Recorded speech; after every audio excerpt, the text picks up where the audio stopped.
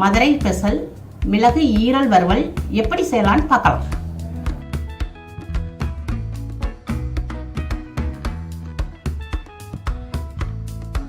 ஈரல் 1/4 கிலோ வாங்கியிருக்கேன். இதை கழுவி வச்சுருக்கேன். இதில் என்னன்னாக்கா இதில் சின்ன லேயர் இருக்கும். அந்த லேயரை நம்ம எடுத்துடணும். எதுக்கு இது எடுக்கிறோம்னா நம்ம சமைக்கும் போது ஈரல் சாஃப்டாக இருக்கும். இந்த லேயர் எடுக்கலைன்னா ரஃப்பாக இருக்கும். அதுக்காண்டி தான் இந்த லேயரை நம்ம எடுக்கிறோம். இந்த லேயர் ஃபுல்லாக எடுத்துட்டு நம்ம கட் பண்ணி சமைக்கலாம். தேவையான பொருட்கள்: ஈரல் 1/4 கிலோ, ஒரு தக்காளி, கொஞ்சம் சின்ன வெங்காயம், 3 ஏலக்காய், 3 கிராம்பு, சிறிய பட்டை, 1/2 ஸ்பூன் மிளகாய் வத்தல், இஞ்சி பூண்டு பேஸ்ட் 1 ஸ்பூன், 1/4 ஸ்பூன் மஞ்சத்தூள், தேவைக்கேற்ற உப்பு, மிளகு பொடி. சட்டி கொஞ்சம் காஞ்சிருக்கு. ஒரு 2 ஸ்பூன் அளவுக்கு எண்ணெய் ஊற்றிக்கிடுவோம். பட்டை, கிராம்பு, ஏலக்காய், வெங்காயம்.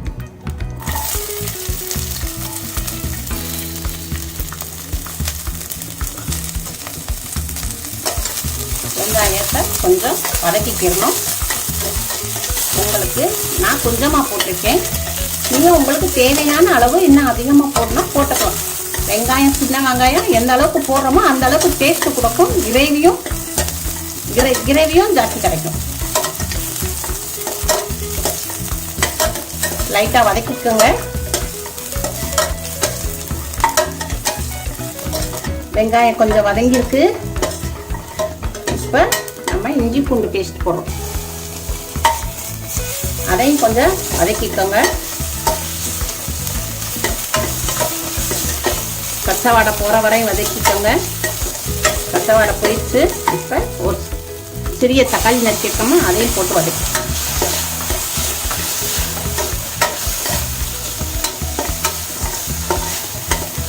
நல்லா வதக்கிக்கோங்க.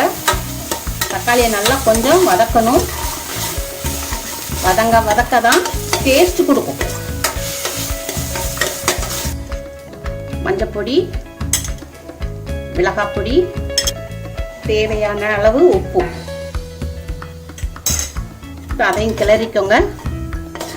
கிளறிட்டு கொஞ்சம் தண்ணி ஊற்றிக்கோங்க. இப்போ தக்காளி வெங்காயம் கொஞ்சம் நல்லா வேகட்டும். நல்லா கொஞ்சம் எல்லாம் வெங்காயம் தக்காளி எல்லாம் மசஞ்சிருக்கு. இப்போ நம்ம ஈரலை நம்ம போடணும். இப்போ நல்லா கிளறிக்கோங்க.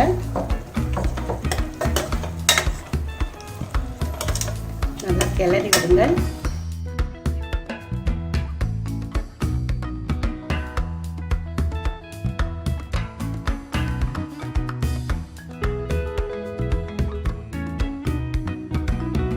நல்லா வதங்கிருக்கு.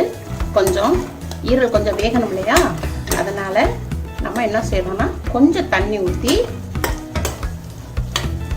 ஊற்றுவோம். கொஞ்சம் தண்ணி ஊற்றி வேகணும்ல, ஸ்லோவில் வச்சிடணும். கொஞ்சம் பஸ் ஃபில்ல இருந்ததை ஸ்லோவில் வச்சு மூடி போட்டு மூடிடுவோம். ஒரு 4 நிமிஷம் கொஞ்சம் வத்தட்டும், வேகட்டும். இப்போ ஓப்பன் பண்ணுறப்பா. ஓப்பன் பண்ணியாச்சு. நல்லா ஈரல் நல்லா வெந்திருக்கு. நல்லா கரெக்டாக வந்திருக்கு. இப்போ என்ன செய்கிறோன்னா நம்ம இதுக்கு மெயினான இதுவே மிளகு பொடி தான். இப்போ மிளகு பொடி போடுறோம்.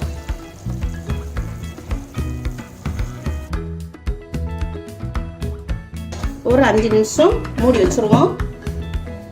ஸ்லோவில் தான் இருக்குது. அப்புறம் ஓப்பன் பண்ணி சாப்பிடலாம். இது எதுக்கு வச்சுக்கிட்டோம்னா, நான் சாம்பார் வச்சா சாதத்துக்கு ஊற்றிக்கு தொட்டுக்கலாம் டிஷ்ஷு. அதுக்கடுத்து ரசத்துக்கு ரொம்ப நல்லா இருக்கும். அவ்வளோ நல்லா இருக்கும். இது உங்கள் வீட்லேயும் செஞ்சு பாருங்கள். ரொம்ப டேஸ்ட் கொடுக்கும்.